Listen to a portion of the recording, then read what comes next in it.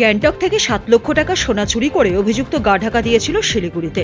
গৃহকর্তা টের পেতেই দ্বারস্থ হলেন থানায়।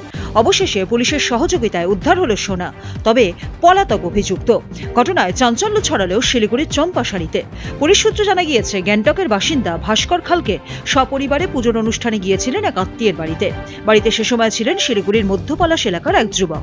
সে ভাস্কর খালকের বাড়িতে কাজ করত। তার উপর বিশ্বাস করেই পুরো বাড়ি ছেড়ে গিয়েছিলেন তিনি, কিন্তু ফিরে এসে দেখেন ছেলেটি নেই, লকারে থাকা সোনার গয়নাও নেই, এছাড়াও ঘরের বহুমূল্য জিনিস খোয়া গেছে। সময় নষ্ট না করে ওই ব্যক্তি সিকিম সদর থানায় অভিযোগ দায়ের করেন।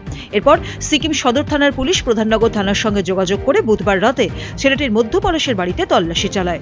সেখান থেকে প্রায় 7.5 লক্ষ টাকার সোনা উদ্ধার হয়। রাতেই ওই সোনা সিকিম পুলিশের হাতে তুলে দেয় প্রধাননগর থানার পুলিশ। অন্যদিকে পুলিশের আসার আগেই পালিয়ে যায় অভিযুক্ত। ছেলেটির খোঁজে তল্লাশি শুরু হয়েছে।